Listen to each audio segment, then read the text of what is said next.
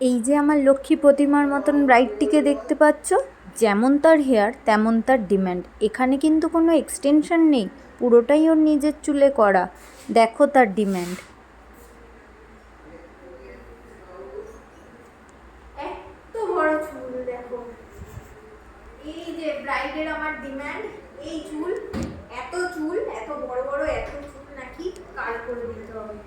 বোঝো ঠেলা, মানে আমাদের কি অবস্থা হয় এই চুল নিয়ে, দেখা যাক কি করা যায়। তবে বুঝতেই পারছো, আমাদের মতন মেকআপ আর্টিস্টরাই জানো যে ধরে ধরে একটা কাজ করার কতটা ধৈর্য লাগে। হ্যাঁ, অনেকেই জ্ঞান দিতে চলে আসো যে ভাইরাল হওয়ার জন্য এটাও করতে হয়, কান্নাটাও তুলতে হয়, মন দিয়ে কাজটা করো।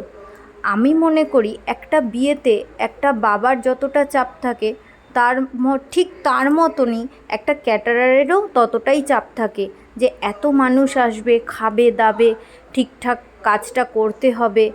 কিন্তু কথাতেই আছে, পেহলে দর্শনধারী বাদ মে গুণ বিচারি।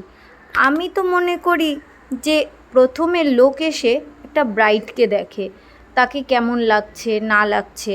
তো আমাদের দায়িত্ব কিন্তু কোনো অংশেই কম নয়, সেই ডেডিকেশন রেখেই কিন্তু আমাদের কাজ করতে হয়।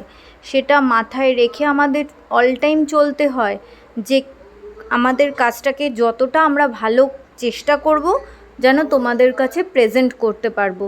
কেননা সেই কাজটা আরও 400-500 মানুষ এসে দেখে।